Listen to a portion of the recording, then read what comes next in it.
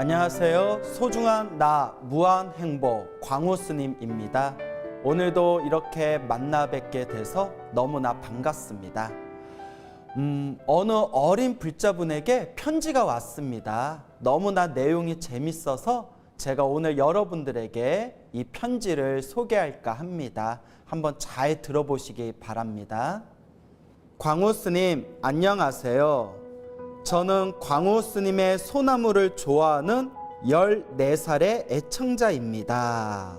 14살이면 지금 한 중학교 1학년 정도 되었겠네요. 야, 중학생이 소나무를 즐겨본다고 하니까 굉장히 감회가 새롭습니다.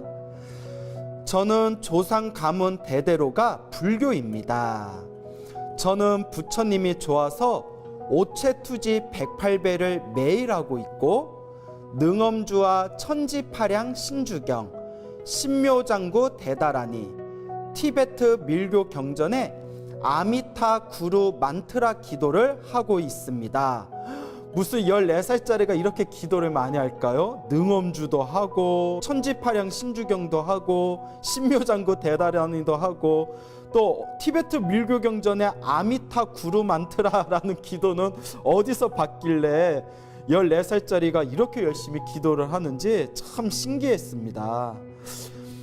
예를 들어 월요일은 신묘장구 다라니, 화요일은 능엄주, 이런 식으로요. 저는 부처님 꿈을 자주 꿉니다. 얼마 전에 기도를 하다가 잠이 들었습니다. 근데 꿈을 꿨는데 꿈에서 제가 손에 목탁을 들고 가사와 장삼을 입고 대적광전 앞에서 기도를 하고 있더군요.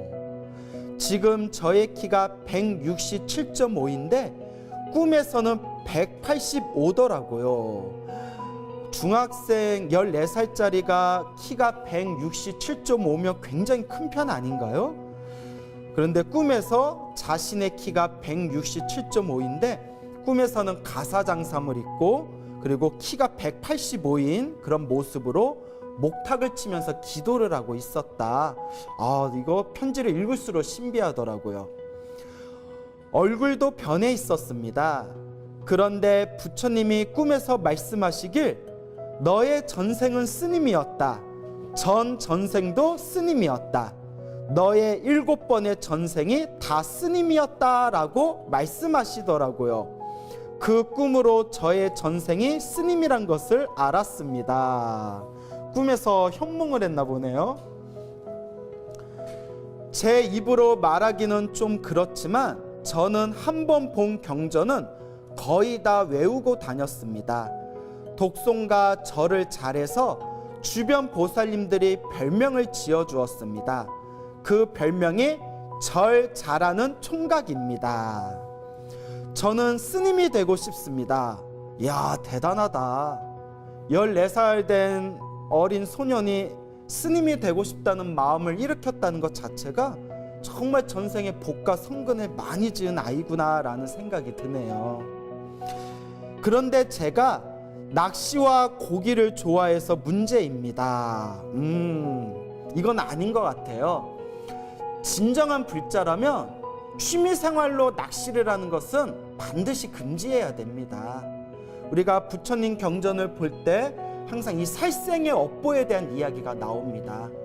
먹고 살려고 어쩔 수 없이 낚시를 하거나 사냥을 하는 것도 좋은 업이 되질 못하는데 하물며 수행을 하는 불자가 취미생활을 위해서 낚시를 하는 것은 절대 좋은 업이 될 수가 없습니다. 그러니까 우리 편지를 보내주신 우리 아무개군 진정한 불제자가 되고 싶다면 취미생활로 하는 낚시는 꼭 내려놓으시기를 제가 간곡하게 권유드리고 싶습니다. 지킬 수 있겠죠? 그리고 고기를 좋아해서 문제입니다. 물론 우리 부처님 경전에는 대승경전에서는 고기를 먹지 않는 것 자체가 복이 되고 선업이 된다라는 말씀이 있습니다. 그런데 또 초기 경전에 보면 내가 직접 잡은 고기가 아니면 또 고기를 먹는 그런 내용도 나오더라고요. 그래서 고기를 안 먹을수록 좋겠지만 지금 또 한창 자랄 때니까 너무 고기가 땡길 때에는 직접 잡은 고기가 아닌 거, 이미 죽어 있는 고기는 조금 건강을 위해서 좀 먹는다 하더라도 큰 문제는 없을 것 같습니다. 하지만 자기 손으로 살생하는 낚시의 업보는 반드시 내려놓으시길 바랍니다. 그리고 점차 고기 먹는 것도 조금씩 줄여나가면 더욱 좋겠죠? 이번 생에 꼭 출가를 할 것입니다. 대단합니다. 부처님의 가피를 받은 적도 많습니다. 요즘은 불교 교리를 공부 중입니다. 부처님 뜻을 알고 싶어서 공부하고 있습니다. 정말 훌륭하네요. 스님, 제 이야기 잘 들어주셔서 감사합니다. 건강 조심하시고 공양 잘 챙겨 드세요. 저 밥 잘 먹고 있으니까 우리 학생분도 공양 잘 챙겨 드시고 항상 건강하시고 그리고 부처님의 가르침 잘 닦아 나가시길 바랍니다. 감사합니다. 나무 영상불멸 학수쌍존 서가모니불 마하바냐 바라미. 아참, 저는 박스로 불상을 만들거나 부처님 그림을 즐겨 그립니다. 잘 그려요.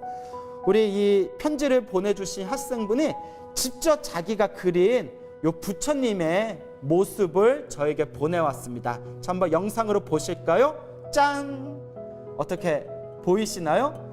근데 편지에서 부처님 그림을 즐겨 그립니다. 잘 그려요 라고 했는데 열심히 그리셨네요. 하여튼 이렇게 소중한 편지와 그림 보내주셔서 너무너무 고맙습니다. 부처님 가피 받으세요.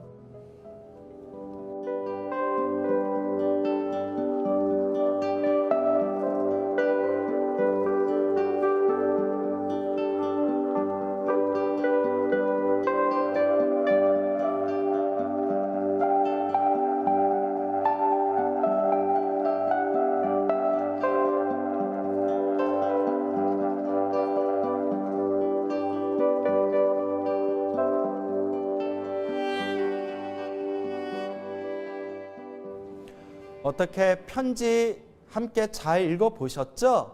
정말 신기합니다. 어떻게 14살 된 어린 소년이 이렇게 부처님을 좋아하고 이렇게 부처님 가르침을 좋아하고 이렇게 기도를 열심히 할 수 있다니, 그리고 저는 반드시 스님이 되겠습니다 라는 출가자의 마음을 일으켰다는 것 자체가 너무나 장하고 너무나 그 마음이 예쁩니다. 그래서 이런 아이들을 볼 때 제가 호련히 생각되는 것이, 아마도 전생에 부처님 법과 인연이 깊은 사람들이 이렇게 어린 나이에도 부처님 가르침에 믿음을 일으킬 수 있지 않겠느냐, 이런 생각이 듭니다. 얼마 전에도 굉장히 재미난 아이를 만났습니다. 제가 며칠 전에 충청북도 단양에 있는 제 개인 사찰에 잠시 갔다 왔는데요.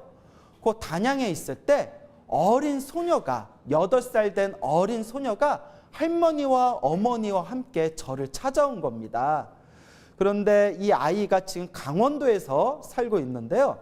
지금 8살이 됐어요. 그 아이가 그 강원도에 있을 때 제가 단양에 왔다라는 이야기를 어디서 들었는지 갑자기 눈물을 주르륵 흐르더랍니다. 할머니하고 어머니가 놀래서 얘야 왜 울어 하니까 광우스님이 단양에 왔다는데 여기서 거리가 멀지 않은데 너무 보고 싶어서 눈물이 난다고 그러더랍니다. 그래서 이 할머니가 이렇게 식당을 운영하시는데 그 식당을 하루 휴업을 하시고 그 손주딸을 데리고 제가 있는 단양에 있는 절에 직접 찾아오신 겁니다. 그래서 강원도에서 지금 어린 소녀가 저를 보러 지금 오고 있다는 이야기를 듣고, 아 그래요? 하고 이제 기다리고 있는데 그 아이, 8살짜리 아이가 딱 절에 도착을 했는데 제가 깜짝 놀랐습니다. 글쎄 8살 된 아이가 승복을 입고 있더라고요. 회색 승복을 입고 8살짜리 그 소녀가 할머니 손을 꼭 잡고 저를 만나러 온 겁니다. 어찌나 이쁘던지. 근데 이 아이가 하는 말이, 이제 8살입니다. 소중한 나 무한행보 소나무의 완전 광팬이랍니다. 그래서 어떤 내용이 재밌었어 하고 제가 물어보니까 그동안 소나무에서 했던 법문을 줄줄줄줄 읊어대기 시작하는데, 야, 제가 진짜 감탄이 다 나오더라고요. 아유, 아이야, 어떻게 그걸 그렇게 다 외우고 있니? 하니까 씩 하고 웃는데 아무리 봐도 범상치가 않더라고요. 근데 그 할머니 말씀이 이러시는 겁니다. 요 아이가 5살 때 어린이집에서 이제 활동을 하고 있었을 때 하루는 장난감을 크게 무언가를 만들어 놓고 어린이집에 같이 다니는 아이들을 길게 줄 세워서 한 명씩 한 명씩 장난감 앞에서 절을 시키더랍니다. 그러니까 어린이집 선생님이 그거 보고 희한해가지고 얘 너 지금 뭐 하는 거니? 하고 물어보니까 장난감을 가리키면서 요거는 부처님이고요, 애들한테 부처님한테 삼배하는 거 가르치고 있어요 하더랍니다. 5살 때. 어린이집 그 선생님이 너무 놀래가지고, 또 하필이면 어린이집 선생님이 또 교회 다니시는 분이었대요. 그래서 집에 문의 전화가 왔다는 겁니다. 아니 뭐 장난감을 부처님이라고 만들어 놓고 아이들 길게 줄 씌워 놓고 거기다가 절 삼배시키는 걸 가르친다고 하는데 뭐 집에 무슨 일이 있나요? 이렇게 선생님이 전화를 해서 물어보더랍니다. 그래서 야, 5살 때 어떻게 그런 마음을 낼 수가 있을까?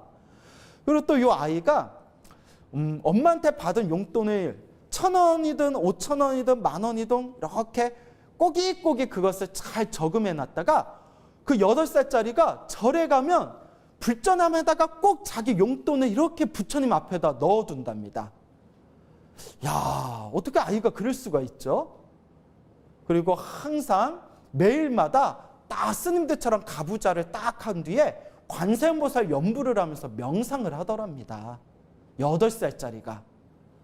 그래서 그 아이한테 야, 너는 정말 전생에 스님이었겠다. 전생에 정말 스님이 아니었으면 어떻게 이번 생에 이 어린 나이에 그런 언행을 일으킬 수가 있겠느냐. 야, 정말 묘하고 묘하다라고 제가 참 칭찬하고 마음으로 크게 감탄한 적이 있었습니다. 그래서 그 아이가 너무너무 법명을 가지고 싶다고 해서, 그래서 제가 그 자리에서 화엄경의 선제동자를 본따 가지고 그 소녀에게, 그 아이에게 선제라는 그런 법명을 지어줬습니다. 화엄경의 선제동자가 수많은 스승을 만나서 결국에는 마음의 깨달음을 얻었듯이 우리 아이도 이 선제동자를 본받아서 큰 깨달음을 얻어라 라는 마음으로 선제동자의 이름을 본따서 선제라는 법명을 지어주었지요. 그래서 금방 편지를 보내주신 14살 소년이라든가, 또 제가 지금 말씀드린 강원도에서 살고 있는 우리 8살 우리 이 소녀의 이야기를 가만히 생각해 볼 때, 정말 전생에 자기가 지어놓은 불법의 인연이 아니라면 감히 어린 나이에 이와 같은 부처님에 대한 믿음을 활짝 일으킬 수 있겠는가, 다시 한번 감탄하고 또한 감탄한 적이 있었습니다. 여러분은 어떻게 생각하십니까? 우리가 이번 생에 태어날 때 우리의 성격이라는 게 보통 후천적으로 성격이 형성되고 개발되는 경우도 있지만, 요새 많은 과학자들의 연구 결과 성격이라는 게 본래 타고나는 게 더 강하다고 합니다. 그러니까 어느 정도 이번 생에 이 세상에 딱 태어날 때 어느 정도 자신의 성격이 형성되었다는 것이죠. 근데 불교에서도 그와 비슷한 이야기를 합니다. 사람의 성격이나 사람의 성향이라는 게 전생에 자기가 지었던 업의 습관에 의해서 이번 생에 자신의 성격, 성향, 습관이 전생에 영향을 받아 살아가고 주어진다라는 가르침이 있습니다.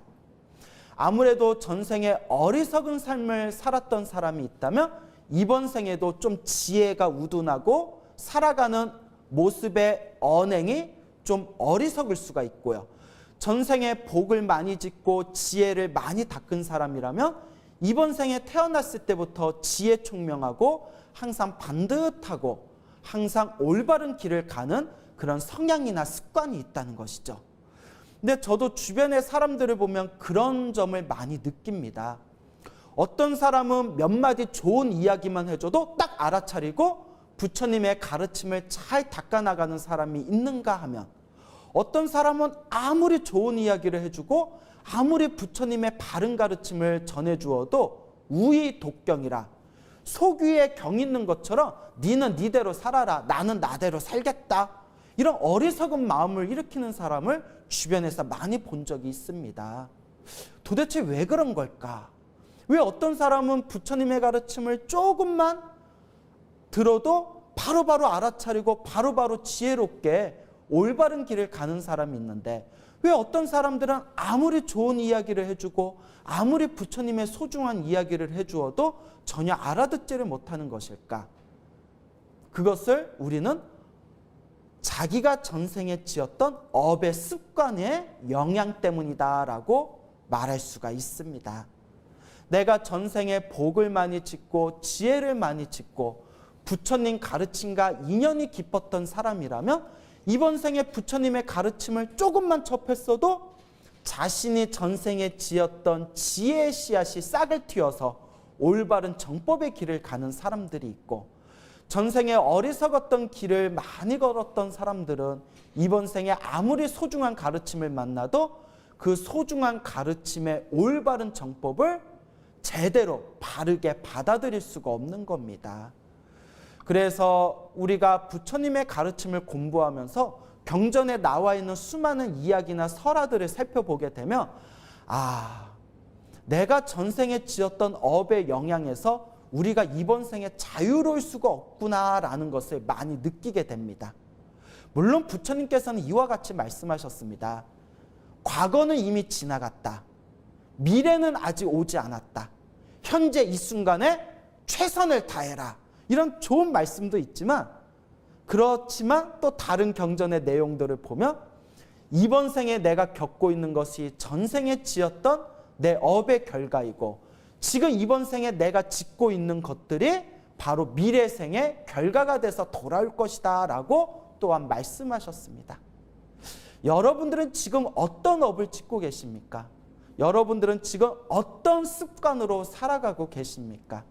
여러분들은 지금 선업을 짓고 계십니까? 악업을 짓고 계십니까? 여러분들은 지금 좋은 습관에서 살고 계십니까? 나쁜 습관 속에서 살고 계십니까? 그걸 꿰뚫어 보는 게 바로 알아차림입니다. 우리는 끊임없이 내 마음을 제대로 알아차리지 못하고 끊임없이 내 마음을 놓치면서 살아가고 있습니다. 끊임없이 우리는 자기 자신의 몸과 마음을 자꾸 알아차려야 됩니다. 내가 지금 어떤 말을 하고 있는지, 내가 지금 어떤 습관 속에서 살아가고 있는지, 내가 지금 어떤 무의식 속에서 살아가고 있는지, 내가 지금 선업을 짓고 있는지, 내가 지금 악업을 짓고 있는지 끊임없이 알아차려야 됩니다. 그렇지만 우리의 중생들은 업장이 너무 두꺼워서 이 집착과 망상 때문에 알아차림을 자꾸 놓칩니다. 그러면 어떻게 해야 될까요? 놓치면 내가 놓쳤구나 또 알아차리고, 그러다 놓치면 내가 또 놓쳤구나 또 알아차리면서 자꾸 나쁜 습관은 자꾸 소멸해 가야 하고, 좋은 습관은 자꾸 늘려나가야 되고, 악업이 있으면 자꾸 소멸해야 되고, 끊임없이 선업을 짓도록 노력해야 됩니다. 아침에 눈을 뜨면 관세음보살, 설거지를 하면서도 관세음보살, 밥 먹을 때도 관세음보살, 전철을 타거나 지하철을 타고 회사에 가거나 직장생활을 할 때에도 관세음보살, 관세음보살, 관세음보살을 부르든 지장보살을 부르든 나무아미타불을 부르든 온만이 반매음을 부르든 신묘장구 다란이를 부르든 능엄주를 하든 금강경을 독송하든 법화경을 사경하든 항상 일상생활 가운데에서 내 업장을 소멸하고 선업을 증장시키도록 끊임없이 알아차리고 노력해야 됩니다. 자기가 지었던 업의 인연 속에서 우리는 현재를 살아가고 있습니다. 그리고 내가 지금 짓고 있는 지금 현재의 나의 모습을 통해서 나의 미래의 행복과 불행의 갈림길을 펼쳐지게 됩니다.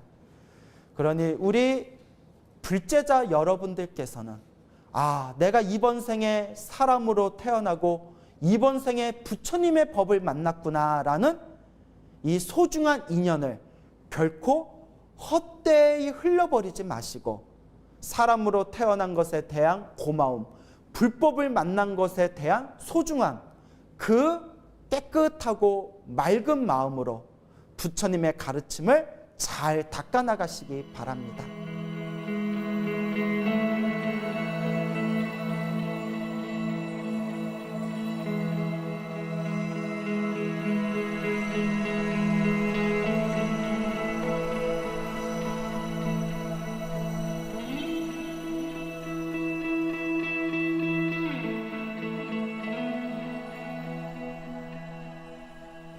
지금 내가 겪고 있는 모든 일이 다 내가 전생에 지었던, 과거에 지었던 업의 결과였구나. 지금 내가 짓고 있는 나의 이 습관들이 다음 생에 행복과 불행을 결정짓게 되는구나. 그러면 나는 지금 어떤 업과 어떤 습관 속에서 살아야 되겠는가. 지혜롭게 판별하시고 지혜롭게 분별하시고 지혜롭게 알아차리시기 바랍니다.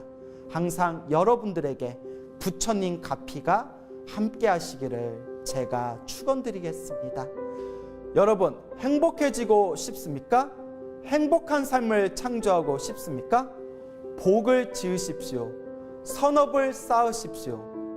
공덕을 쌓으십시오. 복과 선업과 공덕의 힘이 여러분들을 진정한 행복의 길로 이끌어 줄 것입니다.